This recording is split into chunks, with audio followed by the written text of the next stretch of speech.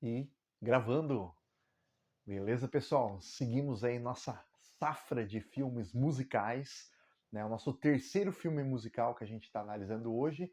E quem está acompanhando os vídeos sabe que essa foi uma meta minha aqui, uma meta pessoal, de trabalhar com três filmes. Um clássico ali do começo do cinema, do começo dando origem aos filmes musicais com Mágico de Oz. Depois a gente chegou nos anos de ouro ali de Hollywood com My Fair Lady e hoje chegamos aí com um musical contemporâneo, Chicago.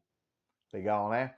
Chicago, para quem não conhece, é um filme que inaugurou uma safra de filmes modernos, filmes com temáticas não necessariamente felizes, alegres, né? Com temáticas perigosas. Vamos estar analisando tudo isso aí com o filme hoje aí, Chicago. Beleza?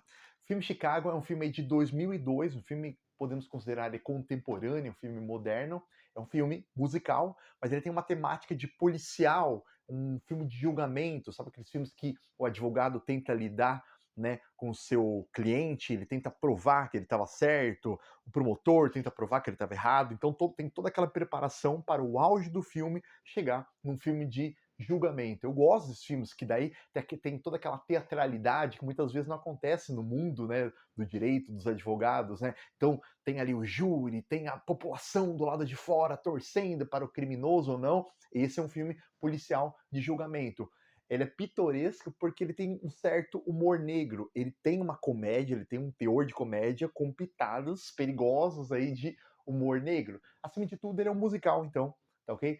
É um musical policial com comédia, humor negro.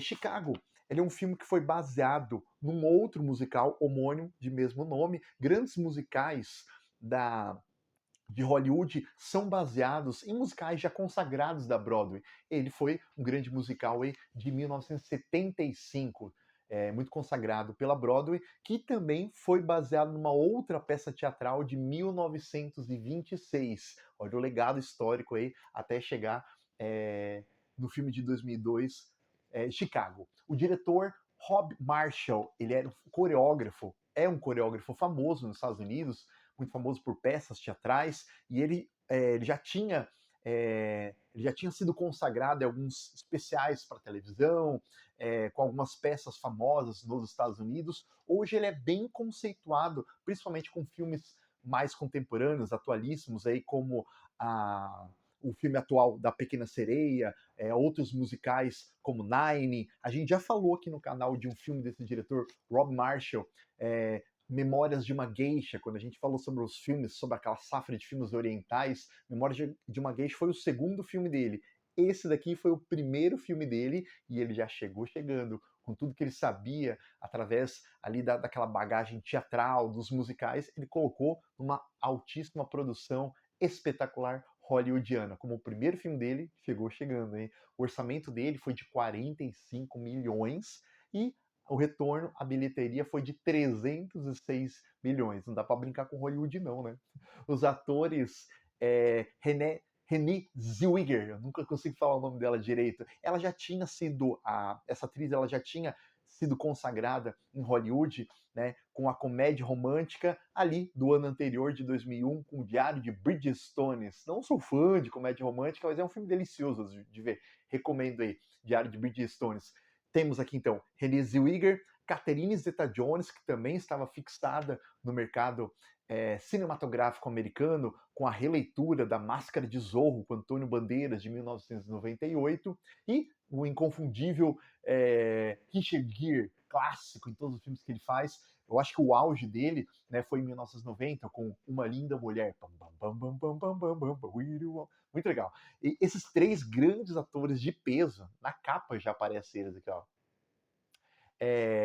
Fazem esse clássico aí já contemporâneo de Chicago. Esse filme ele se passa ali no período americano chamado período do jazz, que vai de 1920 a 1930. O jazz, né, estava em alta ali, Nova Orleans, a cultura negra do blues, do jazz, estava no auge. Cantores famosos como Bessie Smith, né, a proliferação do rádio, todo mundo ali, né, ouvindo seus grandes hits pelos rádios, né, as grandes boates, as grandes casas de festas, casas de jazz, jazz houses, né, estavam em alta nos Estados Unidos. E é nesse período que se passa esse filme. O roteiro conta a história, né, justamente ali daquele cenário vaudeville, né, aquele cenário de cabarés com muita influência francesa, Moulin Rouge, todos aqueles cenários ali daquelas atrizes, daquelas peças vaudeville, né, que mostra todo aquele conceito de cabaré, né, de dançarinas, de purpurina, do jazz, do auge, daqueles malabarismos, aquela coisa circense francesa,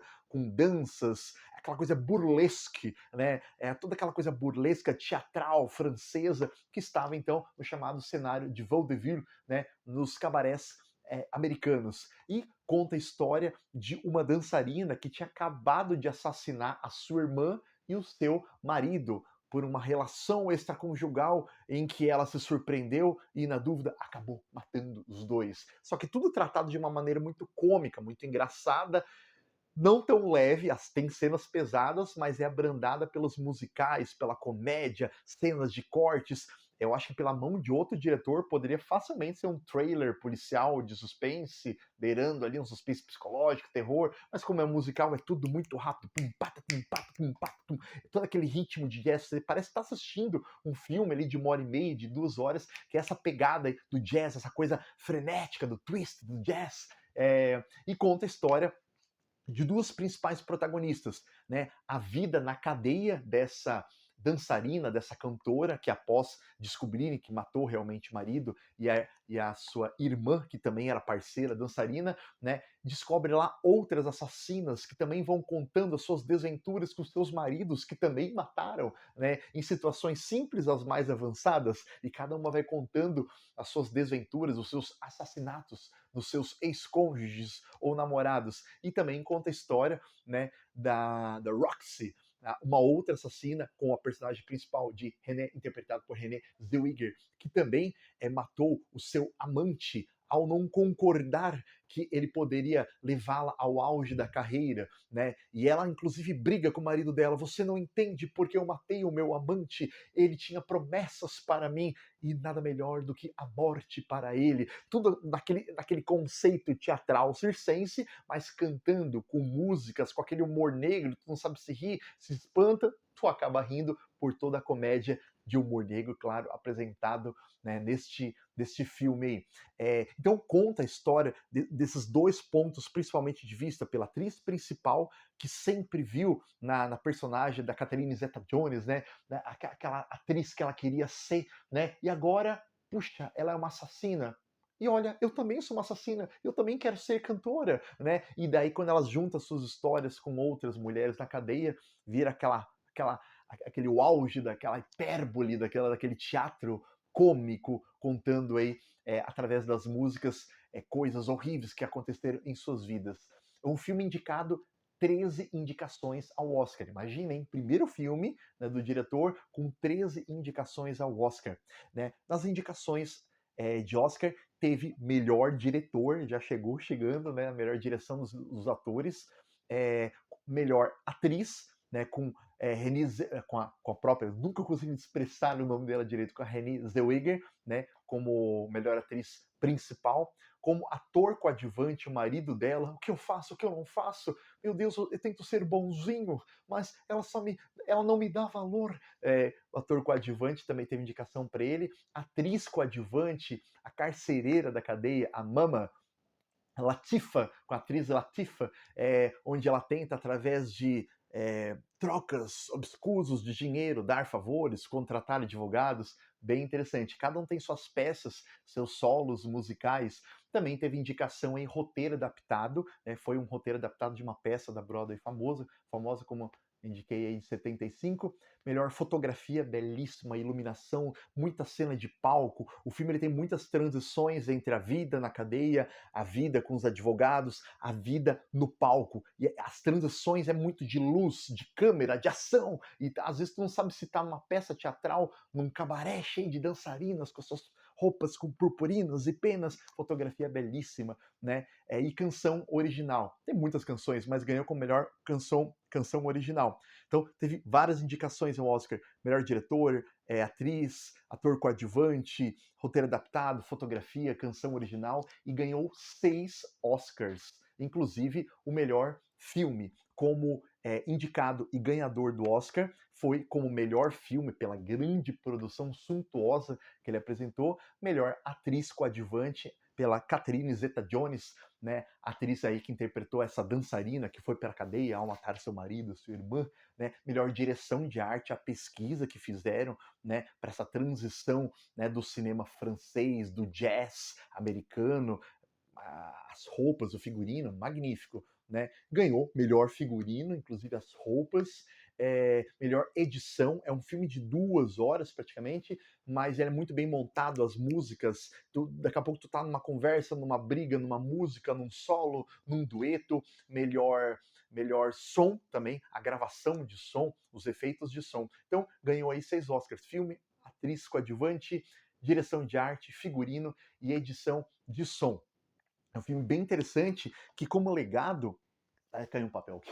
É que, como legado, ele trouxe algumas coisas a se estudar, a se engrandecer, assim, no sentido de, puxa, esse é um filme marcante, não é à toa que eu escolhi para fechar esse nosso ciclo de filmes musicais contemporâneos, no sentido de que o legado que ele trouxe, junto com, coincidentemente, 2 filmes musicais da época, de 2001 e 2002, Moulin Rouge e 8 Mile, né, com Eminem. Esses 3 filmes, eles reinauguraram, né, alguns críticos falam que eles reinauguraram, trouxeram, né, esse ressurgimento do gênero musical no século XXI. Moulin Rouge, Chicago, que tem premissas bem semelhantes, e o musical de rap, né, toda aquela situação ali da periferia, do subúrbio dos Estados Unidos, com 8 Mile, eles trouxeram esses filmes aí para o novo gosto musical dos musicais, que antes estava atrelado a filmes de família, filmes ali de animações da Disney, pontos a se ver nesse filme. Não que eu não gostei, mas a gente tem que prestar bem atenção a determinados tipos de filmes, que muitas vezes o filme, mais do que um entretenimento, ele quer causar uma crítica ácida, muitas vezes, né? Os temas morais desse filme são bem dúbios, mas não no sentido de colocar uma moral subversiva, né, mas apontar para uma crítica da sociedade. É uma comédia de humor negro, então ele faz críticas aí, né, inclusive na capa do filme, olha só, se não conseguir a fama, seja infame. Olha só. Então, os fins justificam os meios, né? O filme ele traz a ideia de que se eu for para ser famoso, eu posso fazer qualquer coisa, por que não ser assassino? Claro, num tom de comédia, né, justificando isso, mas ele traz aí temas pesados, né? Ele faz uma sátira sobre a corrupção na administração da justiça criminal, essa morosidade, quem paga mais para o juiz, né, para ali o júri, e traz esse conceito aí de criminoso celebridade. Hoje a gente vê em vários canais de streams a vida, a biografia de superastros barra criminosos, né? Editoras lançando biografias, releituras, né, de obras, de assassinatos, e é legal conhecer tudo sobre um serial killer. É legal, é perigoso. A nível de conhecimento criminológico, pode ser bem pitoresco, bem interessante, mas colocar isso no palco e dançar e cantar e sapatear em cima das ações criminosas de pessoas, perigoso, subversivo, né? E é isso que o filme trata também. Pontos que eu acho interessante nesse filme são as cenas de cortes mentais. Ele não é um filme tipicamente musical, onde um olha para o outro e fala bom dia, todo mundo começa a cantarolar e blá blá blá.